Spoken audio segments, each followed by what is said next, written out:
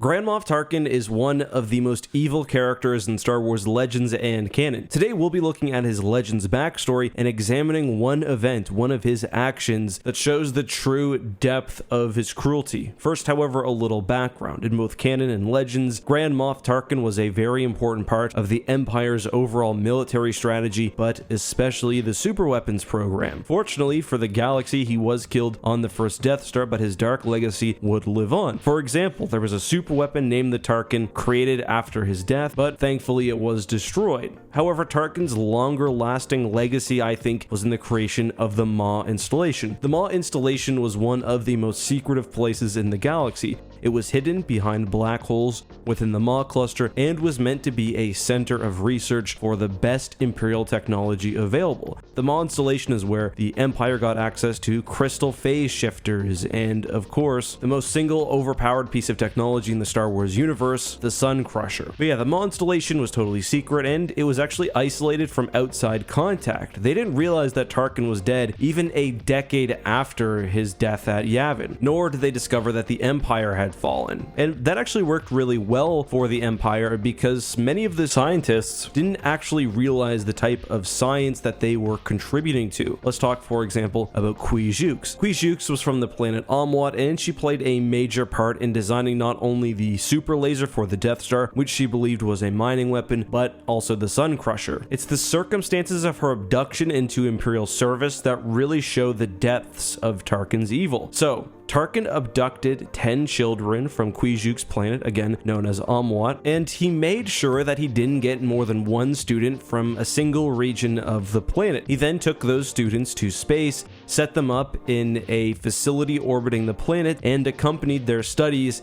in a Victory-class Star Destroyer. As the book Jedi Search explains, Amwati children were capable of amazing mental feats if pushed properly and sufficiently. So, Tarkin basically pushed these young minds to the edge, knowing that most of them would fail, but the ones that survived would be the absolute best available to the Empire and its R&D department. And when I say that some of the students had their brains fail them, I mean on a literal level. Some of them died, others had seizures, but that wasn't the true punishment. Any student who failed out of the program would have their city on the planet's surface destroyed in front of them by the orbiting Victory class. Qui Jux ended up being the only student who actually passed all the tests and then would go on to work at the Maw installation. So that's 9 cities on Amwat and probably tens of thousands, if not more, maybe even millions of people killed just to prove a point and to try to encourage students to perform. I mean, obviously it worked somewhat because Qui Jux was an incredible mind. The things that she helped produce were terrifying and devastating, but obviously not worth the pure evil and cruelty inflicted not only on the students, but their families on the planet below. Again, that was far from Grand Moff Tarkin's only atrocity committed.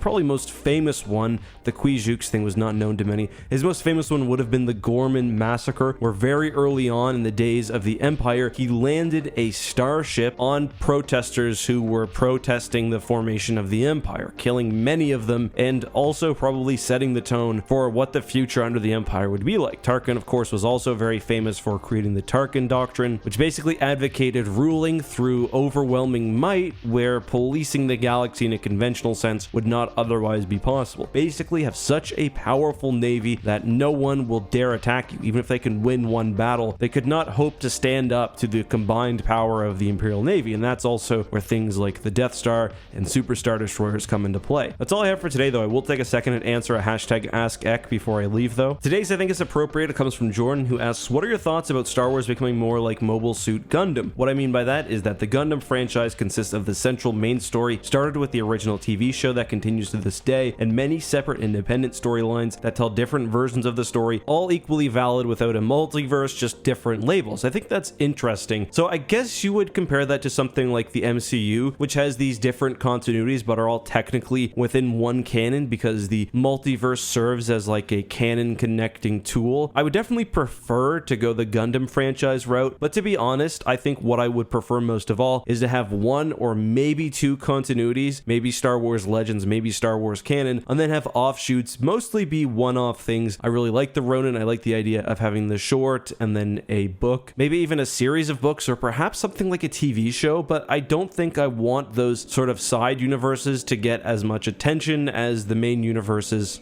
I think for me, although it's kind of hard to put into words, that would take away a bit of the special feeling that Star Wars had, especially the movies. Although I guess I didn't really like the last two of those anyway, but whatever. I think what I'm for overall is just more non-canon storytelling, more video games that don't try to fit their way into the main story, more kind of things like Visions. I don't think each one of those necessarily, though, has to be built up a whole lot. Until next time, though, guys, I hope you enjoyed this video. You can ask a question with the hashtag #ECK down below. Until next time, be safe, have a good one, and may the Force be with you.